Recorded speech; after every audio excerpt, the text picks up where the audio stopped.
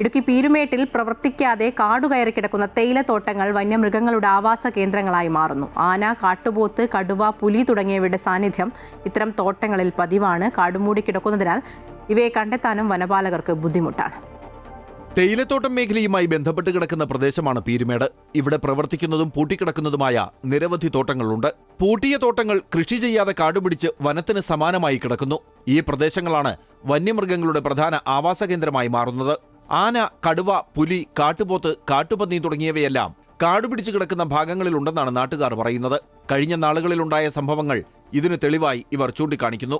സർക്കാർ ഇടപെട്ട് എത്രയും വേഗം ഈ വനമേഖല പോലെ കിടക്കുന്ന തോട്ടം ഭൂമികളും അതുപോലെ സർക്കാരിന്റെ കുത്തകപ്പാട്ടത്തിൽ കിടക്കുന്ന കൃഷി ചെയ്യാത്ത ഭൂമികളും ഏറ്റെടുത്ത് കൃഷിയോഗ്യമാക്കുകയോ അല്ലെങ്കിൽ മറ്റുള്ള പ്രവർത്തനങ്ങൾക്ക് വേണ്ടി വിനിയോഗിക്കുകയോ ചെയ്തില്ലെങ്കിൽ ഈ നാട്ടിൻ പ്രദേശത്ത് ജനവാസ മേഖലകളിലുള്ള വന്യജീവി ആക്രമണത്തിന് ഒരു കുറവും വരുത്തുവാൻ സാധിക്കില്ല. പീരുമേട്ടിലെ പ്രധാന ടൗണുകളോടും ജനവാസ മേഖലകളോടും ചേർന്നാണ് തേയിലത്തോട്ടങ്ങൾ സ്ഥിതി ചെയ്യുന്നത്. അതിനാൽ തോട്ടങ്ങളിലെത്തുന്ന വന്യമൃഗങ്ങൾ ജനവാസ മേഖലയിലേക്ക് കടക്കുന്നതും പതിവാണ്. കാടുപിടിച്ച തോട്ടങ്ങൾ വെട്ടിത്തെളിക്കാനും വന്യമൃഗങ്ങളെ നാട്ടിൽ നിന്ന് തുരത്താനും നടപടിയുണ്ടാകണമെന്നാണ് പ്രദേശവാസികളുടെ ആവശ്യം. MC Boban, Amrita news, Idukki.